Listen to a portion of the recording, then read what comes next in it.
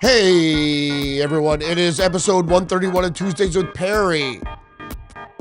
Welcome to the live stream. I'm going to get into it in just a second.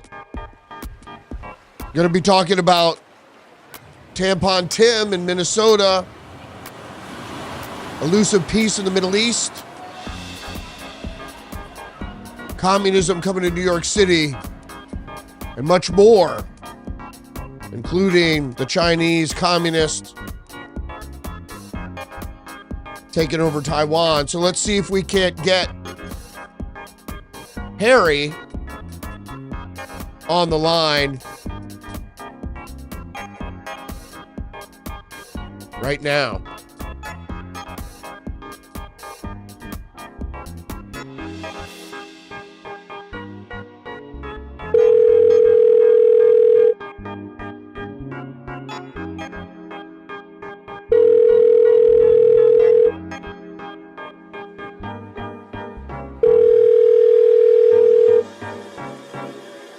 Hello? Harry, are you there, my friend? I'm here, but I'm shivering. Are you kidding? Yeah. I left this kind of weather 40, 15 years ago, man. I am bundled up here. It is freezing cold here in Connecticut. Glad to have you with us today, my friend. So why don't we start from the top? I know you wanted to talk about Tim Walz and everything that's going on there in Minnesota, considering Nick Shirley's news report showing that there was nobody at any of the Somali daycares in Minneapolis, daycares that receive millions of dollars, billions of dollars in federal funding. But I guess yesterday they brought all the kids out for a show for the press. So there were kids. Show and tell. Yeah, show and tell. So why don't we get into it? I mean, Tim Walz, he's under fire here. I don't think he's going to survive this. I don't think Minnesota, I don't think Ilhan Omar is going to survive. I wish I could agree with you 100% on that, but we are talking about a Democrat state, and we are talking about two socialist Democrats.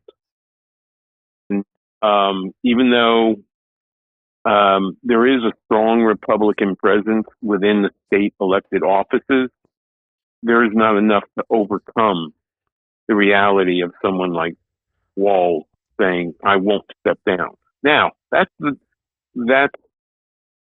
sad part.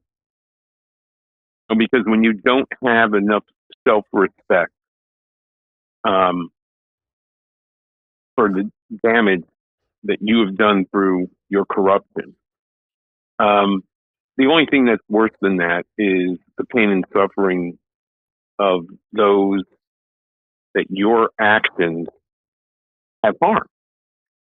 And the only good thing I see coming is he is now so damaged that even if he refuses to step down, he's going to be primaried, and I don't think he survives the primary. I honestly believe he will pull an Eric Adams, and before he's told get out of the party, he will have already packed his bags. That's the good news. As far as Ilhan, I call her Iman because she looks like one. She's only in office because of those of her community that make it possible for her to stay in office. She's every bit as not only corrupt, we know she's corrupt because all this money that is now shown up in her husband's consulting firm's account over the past, now I think it's 8 years, at least 6, but I think it's 8 now. He's going to have to do a lot of explaining, as Ricky Ricardo used to say 70 years ago. But her people will forgive her because of all the trinkets that she has placed under their pillows for years now. So I don't think she goes anywhere unless Trump makes good on his promise. They go after her not only for corruption, but for violation of the Naturalization Act, and they pack her up and throw her out of the country with her white husband, by the way. Yeah. So We can only hope so. yeah, yeah. But I those are the only two things I see that could work out to our views benefit when it comes to those two individuals, simply because of the state they represent and district. Yeah. So, Well, the Democrats know how to spread around the wealth, and so there'll be no short of they won't be short of people wanting to vote for them since they got greased. I mean, it wasn't just it's all the Somali community. It's the parents as well as the organizations that took the money. well, I think you have done a great job, but others have also pointed out the same thing that you have said about, shall I say, Somalian society? I'd rather say Somalian culture. And that is corruption, illegalities, that don't necessarily physically harm other people is accepted rule of thumb. So naturally, all these, using air quotes, parents who have had, their palms greased over the years, that's why they showed up yesterday, and I assume today, to fill the spaces at the Quality Leering Center. did you did did you see Nick? Did you see Nick Shirley? Nick Shirley, Wearing the shirt. yeah, wearing the sweatshirt with a. It had What Leary a Center, great way. the whole logo on it. Yeah, Right. He did that on his own, and that's brilliant because yeah, that keeps it in the news. yeah. Um, but, moving a little bit to that direction now. Now, I sent to you yesterday my kudos to Nick. Um, this is not the first big story he's broken, but this is, I think, the first big story that he broke that no one jumped on the bandwagon. So it was strictly him. If you went online and you looked for video on this, the only one that was producing these reports was Nick Shirley. Yeah. Where was 60 Minutes? Like that's their specialty, right? 60 Minutes. Now, right? This is what they're known for doing. Except for, oh, that's right, they only do it to Republicans. Right, right. So it's definitely worthy. If you have more to add there, but I want to go on over to China where Tim Walz is familiar and talk a little bit about Taiwan. Yeah, absolutely. So we're all aware of the military exercise. One of the most blatant and I think egregious military exercises the Chinese communists did around Taiwan, simulating blockades, which is pretty Right. threatening. Well, Taiwan missed a golden opportunity. Now, China, under international law, notified the United States, notified the Taiwanese, I'm sure notified most of the Pacific Rim nations that are not necessarily aligned with China that they were going to be doing this.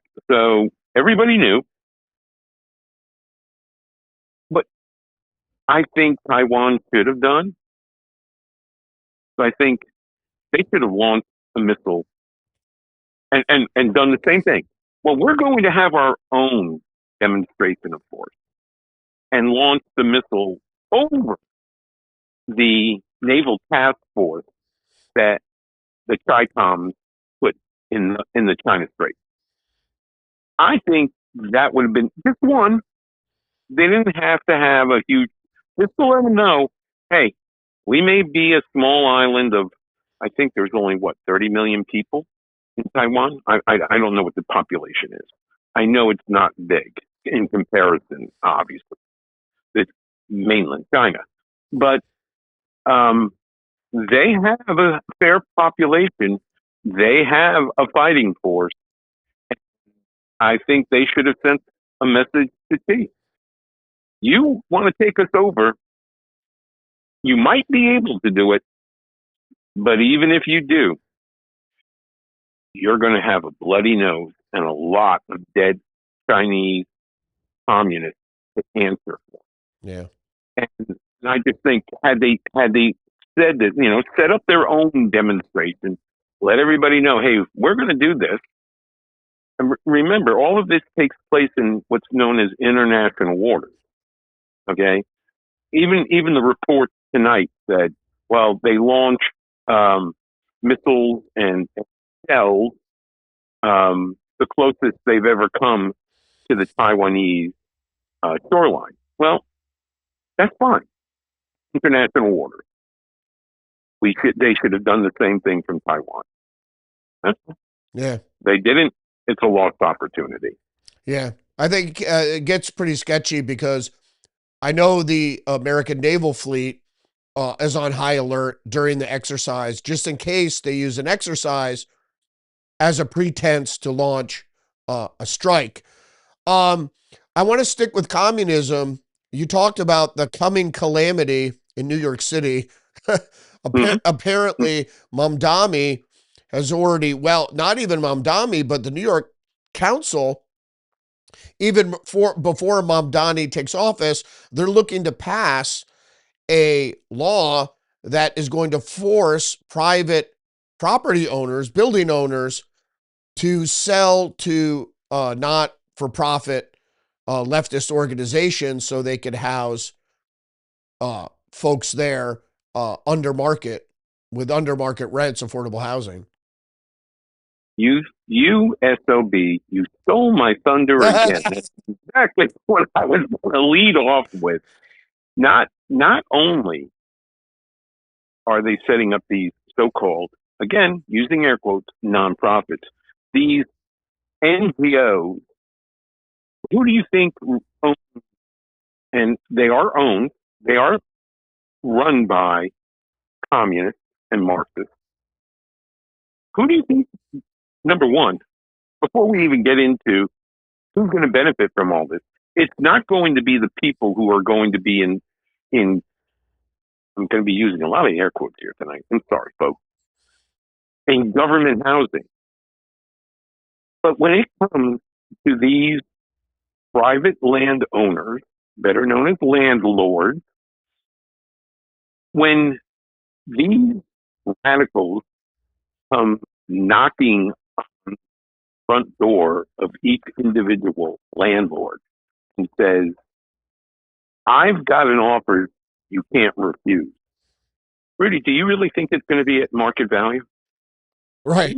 Okay. No, Okay. well, no, I don't. Right. That was rhetorical, but yeah, no, I don't. Right. Exactly. It's bad enough you are going to step in and demand I sell my property to you, but you're going to give me less than 50% of its value. Now, maybe these landlords will get together and they'll get somebody like Abby Lowell. Abby seems to go both ways. He's defended Republicans before. But I wonder, Trump Tower is a multi use building. It has commercial, it has hospitality, it has residential. I wonder, are they going to try and make a play on Trump Tower too? It'd be interesting to see what they do. Right. But how do I feel about this? Well, go back and listen to the last 2 or 3 Tuesday with Perry episodes, and I have said to your audience, I'm old enough to remember what rent control did in New York City, specifically the Bronx, 55 years ago. 55, maybe closer to 60, but certainly 55 years ago. It was during A. Beam's reign. They destroyed the rental economy completely, but they did it a little bit differently. They did not go to the landlords and say to the landlords, give me your house and I'm going to pay you for it what I think it's worth. They just simply said, oh, no, you can keep your building, but we're going to freeze the rent and you're going to have to deal with that. And then one by one, landlords literally could not pay the taxes on the buildings. They couldn't pay the upkeep on the buildings. As I mentioned on a prior show with you, those buildings have central heat, and it's powered, that heating system is steam, and it's powered by a boiler, and it's oil powered. That's what provides the fuel to throw a huge fire in the boiler to heat those apartments. And of course, this happened during the time of the first Arab oil embargo. Right. And so, heating oil went from 5 cents a gallon to 30 cents a gallon overnight. Well, they weren't allowed to pass that cost on to the renters because of rent control. So between that, not being able to raise rents, even though taxes on those buildings continued to go up every year through assessment, they finally walked away from their buildings. Yeah. And then the city, ultimately, that part of that borough fell into third world status. Oh, yeah. If you go down, and I've said this too many times already, Rudy, but humor me. If you ever drive on the Major Deegan and you go down, that's part of the South Bronx, you to this day will still see shelled out buildings that the city owns. Nobody lives in them. There's nothing left. Those buildings had copper wire and copper pipes, and so when people moved out because the conditions got to the point where it was no longer inhabitable, well, all the drug addicts moved in, and drug addicts can't hold a job, so they start stealing. Well, what did they steal? Copper. Copper, yeah. Yeah. Windows. Rent control is price control. Price control is socialism. It never works. Fiscally, socialism doesn't work, and we both know that. So we're going to have to go with some of the other problems the Democrats heap on us, which is why you're asking the question here. Why are illegal alien students gaining taxpayer-funded educations at the expense of American citizens? And this goes all the way down to kindergarten, preschool, and daycare. Obviously, daycare now, as we can see. Right. So why is it being done? It's being done to feather nests of supporters. And it's not simply because they're trying to screw native-born college students. That's not the game. The game is there's only so much money to go around, and these people depend on us, so we're going to see to it that they get first shot at a college education because they have no one else to help them. So we're going to do it, and it means you don't have the same opportunities as far as government providing for your education. They're going to move to the front of the line, regardless of whether you're black, white, Latino, or Asian. You come second. You're a second-class citizen because you were born in this. And they're doing it to further their power. I did this for you. I gave you a place to live. I gave you food. I gave you medical care. I gave you education. Don't forget me on November 5th. That's what they do. Yep. Building a class that has no allegiance to this country yet has an allegiance to the party. Right. And, it's worse than just having an allegiance to the party. It's, I mean, how many, I don't want to single out Mexicans because I happen to love the Mexican people, but how many Mexicans have I watched do YouTube telling me, you think we love this country? You think we're going to stay in this country? We're only coming to this country so that we can make money and go back home when we're done working and live your life in our country. We don't want to be an American. You people are dumb. You're stupid. And I see YouTube after YouTube. I don't have TikTok. YouTube after YouTube that they keep saying this. So who do you think they're going to vote for? How many times, Rudy, have you pointed out over the last, now it's going on 3.5 years, that you've given me this soapbox? How many times have I heard you say during your daily show, they're voting in our elections? Who the hell do you think they're voting for? They're not voting for a better America. They've already said they don't give a damn about this country. Now, that's not what legal immigrants say. Legal immigrants come here because they not only want a better life, which, by the way, the illegal aliens are stealing from the legal aliens, but they want to be an American. Because I see those videos too. I see Hispanic. There's one guy, I don't know what his name is, but I seem to be in his algorithm, so I get his feed every now and then. And he keeps talking about homie this and homie that. This guy is as Hispanic as you can get, and he tells them all the time, this is the greatest country in the world. If you think you can come in here and take from us what is ours, I got news for you, hombre. And he just goes off. Now, those are legal aliens. Those are people who have come here, they've played by the rules, and that is the reason why when you go to Hispanic community after Hispanic community, using Texas as an example, Brownsville, Texas, which is right on the border with Mexico. These are all Mexican Americans, whether they are first or second generation or whether they are naturalized citizens.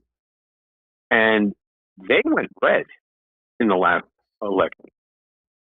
And they love what Trump is doing. And you know why? Because blood isn't necessarily thicker than water when it comes to who the people they left behind are. They love this country. They want their children to be Americans. And they do not want people who they left in the old country to come here and turn this first world country into that shithole third world country. Yep. And that is the reason why Trump numbers are still strong in a lot of Hispanic areas. Yep. A lot. Well, yeah, people don't want to feel cheated if they do it the right way or it took them a long time and then these other people get to walk right in. Mm-hmm. But the problem is that people that pay into the tax coffers aren't getting the return on their money because a lot of it's going for illegal healthcare, illegal education. I saw it when I was still working in journalism. You go into a class and there are 30 kids there that don't speak English, So maybe they just came, maybe they've been there for a little while, who knows? But they didn't pay enough into the coffers. Do they work and pay taxes? Maybe, but they're receiving the benefit of the taxpayers that lived there prior. And of course, having to create classes of English as a second language, That was where I was going. Yes, yeah, obviously takes away from native. education Yeah, of the native born, yeah, because now we have to create a separate curriculum for people who don't speak the language. There is a movement within the Democrat Party to further balkanize our country, and they're saying, why should people who come here from another country be forced to learn our language? And I no longer suffer from incredulity. I just simply accept the fact that these people hate this country. They want to do whatever they can to destroy it, and the best and fastest way they can do that is divide us. Well, if I don't speak the same language as Wing King or Juan Gonzalez or Vasily Khrushchev, and those people aren't mandated to learn my language, meaning English, in order to become an American citizen, then we no longer have a country. yeah. And they don't, That's yeah, their goal. yeah, and they don't care. And the kids in these classes that are created for them for with English as a second language, they don't sit there nicely and go, oh, we're so thankful for being here. The kids act up, they tease the teacher, just like normal kids do in any other class. They don't just sit there obediently. A lot of times they take up a lot of the teacher's time just in discipline. All right, let's move halfway around the world. Since we're talking about people from other countries, you were talking about elusive peace in the Middle East, specifically with Israel and Hamas. Is that what Yep. we're talking about? I know Yep. Trump came out recently and he said, "Oh, Iran is building another bomb." Well, surprise, surprise. Yeah, I mean, we look before we go to Israel and Hamas. We knew that if the Israelis weren't given an extra 3 or 4 days to put every one of those Ayatollahs onto an aging 727 and let them fly, I don't know, to Libya. If we didn't get them out of there, they were going to continue to hold control over their population of roughly 90 million people, many of which are below the age of 40, and continue to rule with an iron fist so that they could somehow or other reconstitute their nuclear program. So I'm not surprised by that at all. And the only good thing of that, and I know kind of leapfrogging over Israel and Hamas, there is a color revolution starting again in Iran right now. They are in the streets. They're having a hard time controlling the crowds right now. The, is this next movement going to be successful?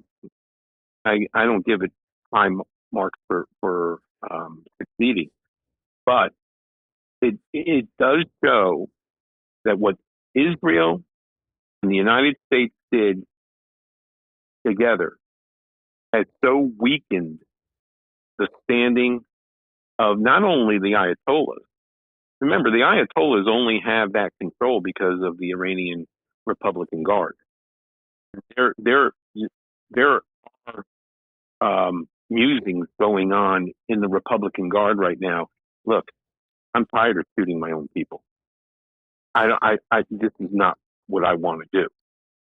And so maybe this revolution will get legs, but we'll have to wait and see.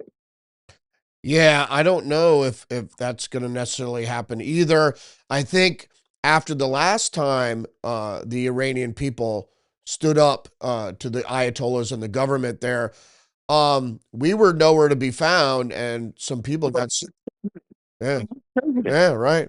People got It was serious, Barry. yeah. People got seriously hurt and killed. Women Mhm. shot in the face for just standing out and protesting. It wasn't like they were leading an insurrection or anything like that. They were just protesting. Mhm. And this the same thing we did in the first Gulf War.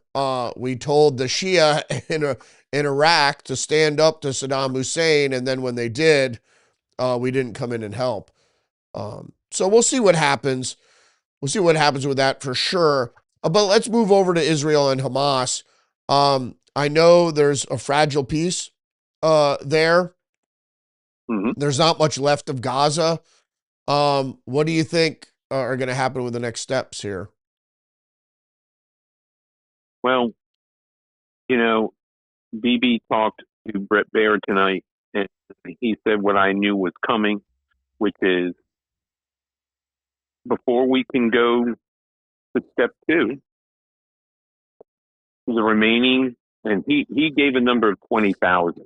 The remaining members of Hamas have to throw their arms down. They're not going to. They've said they're not going to. So the internet, I shouldn't call it an international. I said it a few weeks ago. The the Arab um, armies that are going to step up and fill the vacuum are not going to set foot. As a matter of fact, the king of Jordan told Trump and Netanyahu, I'm not sending my boys to be slaughtered. You guys have to finish what you promised before I or any other leader in the Arab world will agree to send our troops to be a police force until a self determination has been set forth by the Palestinian people. But right now, Hamas, they have roving gangs and they're going around, they're killing their own people. Yeah. How come the press isn't reporting that? It's happening. Right? It's happening. It's been happening for 2 months now. So until they, meaning Hamas, have been put out to pasture, we're never going to get to step two. And there's a 20-step process to get Gaza to the point where it's not just a functioning society, but it's a thriving society. I mean, I don't know how much you paid attention to the video that was provided on the beaches, on the shoreline of the Gaza Strip. Some of the most beautiful beachfront I've ever seen. You know, and you and I talked about Trump someday putting a Trump Tower right there on the beach. He'll be the Right. first hotel. You know, but the potential for the Palestinian people, if they're given the opportunity of self governance, you know, don't tell me Hamas is self governance. They're nothing but a bunch of bullies with bullets. Yeah. Okay, When that's not was self governance. when was the latest election? um, 20 years ago Yeah, right. when they came to power, Right, exactly. Sounds a lot like Maduro. doesn't it? Yeah. Shall we go there now? Well, yeah, might as well. I mean, might as well go there. Because that was a good segue. Because it doesn't matter, uh, autocracy, dictatorship, oppressive regimes, juntas, whatever you want to call it. Rudy, did you? Yeah, I heard dictatorship, and then you went dark, and then I heard whatever you want to call it. So let's just go with Junta, that. yeah, Uh, with junta, right? you know, what I think I get a bigger charge out of the Democrats screaming bloody murder about sailors in disabled boats being blown out of the water than I get from Maduro running around and co-opting the Bobby McFerrin song from 32 years ago, 33 years ago. No, it's longer than that. Anyway, don't worry, be happy. Uh, it, it, it, it is amazing to me how that man is still in power. is people are starving. They have blackouts all over the country. They can't even sell their oil to the Chinese right now. They're not making any money off their narco terrorist partnership. How in the world is he still there? And how much longer can he hold on? I don't think for much longer. I honestly think, uh, our CIA is there, Rudy. Yep. So, you know, is it going to be bullets in the back of the head, suicide? I don't know. But Yeah, I don't think they'll be able to get to him necessarily. He might have to flee on his own accord. But they're certainly making it difficult for him, seizing the ships, interdicting the drugs. You know, maybe they're not narco terrorists that are getting blown up, but they're certainly drug smugglers. So there should be no denial about that. They're not shipwrecked sailors. right, and that's my joke about the Democrats. And that's why you know there are even some Democrats on talking head shows now saying, my party still doesn't get it. This isn't about Trump. They suffer from TDS, Right. and they keep talking about Trump. You know, you and I have had many discussions that next year is not a slam dunk at all. And I say that because if they can get their proverbial poop into one boot, our party's in trouble because we have not accomplished very much at all. Yeah, they passed the BBB. Okay. What have you done for me lately? Now, having said that, my favorite um, cabinet member was on one of the talking head shows again this week. And he said what you and I have been saying since last year's election. We were in agreement with each other saying the economy would not turn around within 3 to 6 months. But by January, maybe, certainly no later than April of 2026, things are going to be humming. That's exactly what Besson said. He said we had one of the best Christmases in recent history. Yep. But the press didn't talk about that. Why? Because it didn't feed their narrative. Yeah. They want to continue to fool Ma and Joe Kettle, Ma and Pa Kettle, that things are really bad. And I watch these Democrats, I'm talking about the man on the street, saying, this is the worst economy we've ever been in. And I'm sitting here saying to myself, okay, I got it. You just hate Trump. So you refuse to participate in how good things are starting to get. Now, none of us are feeling it. You're not feeling it yet. Nope. I'm not feeling it yet. But it's coming. Yeah. Look at the And it's numbers. Yeah. right. 4.3% growth. I mean, he's already outdoing his numbers from 6 years ago. Yep. Yep. And if you heard the CEO of Bank of America, Moynihan, on Sunday Talk, he was like, looking good. 26 is going to be a banner year.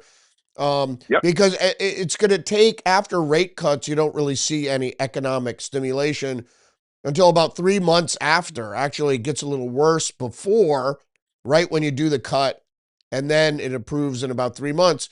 So when was the other cut? October. So January, we're going to start feeling it. And then from the latest cut, we'll feel it, like you said, in April, maybe even late March.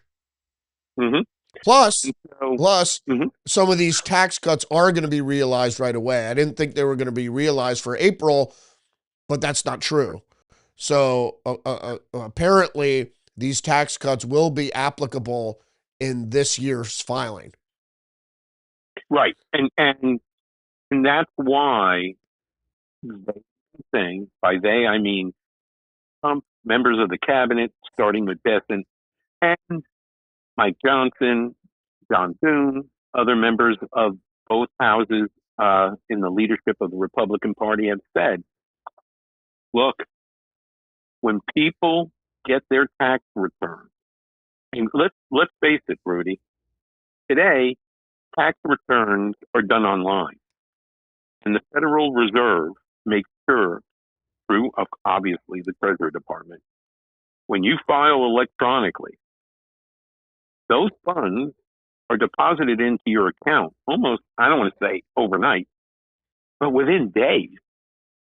So people who are going to get it and know they're going to get a tax refund as soon as they get their W-2s or 1099, they're going to be running to H&R Block or Intuit, because now Intuit has their own offices around the country where they can file your taxes. These people are going to be rushing on January 5th, January 10th to get their taxes filed, because some people are going to see tax refunds in excess of $10,000 or more dollars. I'm not talking about people that are making six figures a year. I'm talking about the waitress that works in a sports bar, right? Because he's got three kids. Right.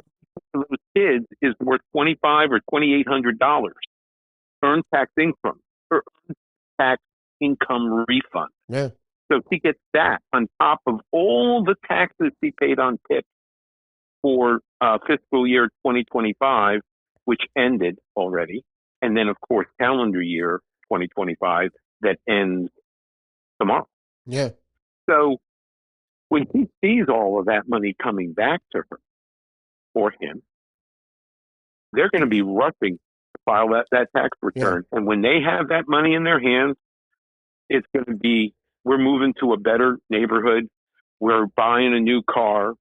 We're going shopping for new clothes, whatever it is.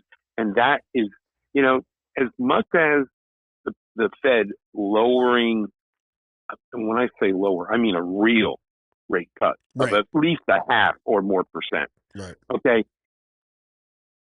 It does not affect the economy like people going in and spending real currency. Yeah. That's what makes the economy run. Oh, yeah. And that's going to happen. And so watch and see what takes place, not beginning January. We'll see some signs, I'm sure, but nobody is going to want to admit to it. But I'm telling you, come late March, early April, watch out. Watch out. And that's what's going to save us. Yeah, I think there's a lot of things that are going to save us in the fall. First of all, we have this fraud scandal, which, as many of us said, including Kash Patel, it's the tip of the iceberg. It is. Once it's exposed state by state and it puts it square in the Democrats' lap, they're going to have something to answer for. Plus... Yeah, I mean, look at one more thing I want to add to this point. Hair Club for Men over there in Sacramento, his own state auditor has given him a failing mark because they can't explain where all these billions of dollars went. I think it was over $20 billion. Yeah. Can't explain it. No, that's happening all over the country. Yep. That's right. In blue states. So you have that looming, and we're gonna be dragging that out for some time. They're gonna make sure, regardless, that they drag this out. Maybe have the prosecutions or the trials of these Somalis maybe in October or September. But also, what's on the docket is the tariff refund. Yes. Yep. If he starts sending checks out to people that aren't part of his constituency, if the Republicans start sending checks out in August or July or September, the $2,000 checks to people, that's going to sway people as well. And it's on the up and up because tariffs are the people's money. It's not the government's money. It's not Trump's money. It lowers the deficit. Trump may put on the check Trump bucks. Well, I don't doubt he won't do that. I certainly don't doubt I would. So that's coming. We have this fraud scandal, of course, And of course, in the New York Times on Sunday, they said, well, Doge didn't cut nearly as much as they claim they did. There's still more to investigate and cut How do you everywhere. think we got to where we are right now with little Timmy? Yeah. It was Doge. Yeah. Doge is uncovering, and this is what people don't understand. The way the media has portrayed it, Elon is out and they have closed the department. But what they have done is they have moved the personnel from Doge inside of all the cabinet departments. Yep. So they're still going at it. They're finding stuff. Yeah. Well, what they need to do, I think, is to go state by state and look at all the social reform. As I said all along, and it was most specific with Joe Biden, he was the most corrupt president I think we've ever had, is that they okayed spending and then funneled the spending where certainly it wasn't warranted, and all the constituency and donors just stuck their hands out. And the administration said, set up an LLC, set up an NGO, just Right. claim you're doing this and you'll get the money. And they looked no further. When Tim Walz was running with Kamala Harris and this scandal first came up within their own state, within their own government, what did Tim Walz said? Don't look at that. If you look at that, it's racist. This was during the campaign. And I was like, what? You better not. He would have been better off if he said nothing. And now he's going to the pat answer of, oh, we're doubling down and we're the Democrat talking point. We're the most fraud focused administration ever. Trying to gloss over what is happening there, but is the tip of the iceberg. And if you look at the math, they're about $30 billion from a surplus into the red. And how much how much does it seem to be, how much of fraud? It seems to be almost all fraud. All that money that was borrowed was given and was spent, and they spent Minnesota into the red there. It seems like it all went to fraud because that's what the Democrats do.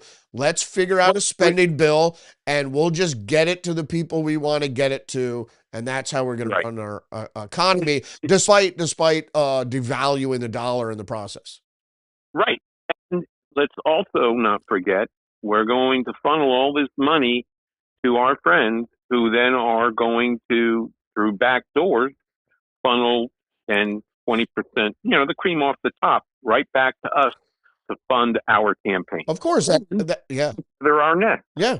And that happened with Ukraine, and that happened with Sam Bankman-Fried's outfit there, that cryptocurrency thing. It's the same scam. We're going to take money. We're going to give it to you. You funnel some of it back to us, and you get to keep some yourself, and we all get rich. Look at Ilhan Omar, was, not in the poorhouse, but not rich, and now her and her husband are $30 million richer. Okay, last words before we cut out here. On all these, we covered a bunch today, all these topics tonight, Perry.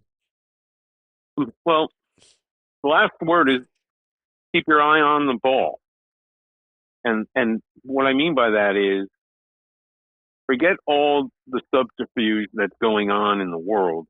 Pay attention to what's happening with these investigations and the results of those investigations. I don't want to see any more Letitia James that get away with financial murder because he was a Democrat being prosecuted in a heavily Democrat community. I don't want to see all of these investigations go by the wayside because we can't get a grand jury to move forward with charges. Right. So pay close attention to what's happening because it's not going away. Yeah. But it is important that heads roll. Yeah. I want to see people perform. Yeah. Well, I think the feds are going to do it because it is federal money. So it goes through a federal block grant. And so Pam Bondi even said, we're investigating and we're prosecuting. So regardless of what the state does, if Tim Walsh wants to keep his job, or anybody in the state government want to keep their job, they should go along with the show. And, forget the Somali community. It seems to be the whole thing. It seems to be a big joke. And I'm not picking on the Somali community because they're Somali. Right. I'm picking on them because they're the flavor of the day right now. Yeah. That community is rife with corruption. They are of a criminal mindset. Many of them say they don't want their children. They're not assimilating. By the way. Yeah. That's another problem that we can get to. Well, right. Corruption is part of their mindset in a lot of places in the world. So they don't see a problem with that, but there is a lot of parallels going on between the Arab community in Europe and the Somali community, which is, we don't want to work, we want you to pay for everything, and we're getting one over on you, and because you're stupid Americans and we're just stealing your money. Or in the case of the Arab communities, the same thing. They're on the dole, and they are told to apply for whatever benefit they can get, and they certainly get it without assimilating, as you said. All right, we're going to close it out there, Perry. Thanks for joining me tonight. I appreciate you, and I hope we can talk next week. I'm looking forward to it as always, Rudy. Thank you again. And the last word is, I would like to take this opportunity to wish all those in your viewer and listenership a very happy, healthy, and prosperous New Year. A prosperous New Year, you bet. Thanks, Perry. We'll talk next week. All right, buddy. See you then. All right. See you, brother. Bye-bye. Bye. There goes Perry. And another episode of Tuesdays with Perry, episode 132. Thanks for joining us tonight. Join me tomorrow, live stream 10 a.m. on Rumble, YouTube, for the daily countdown of news stories.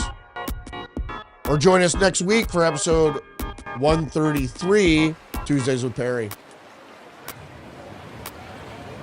See ya. Peace out.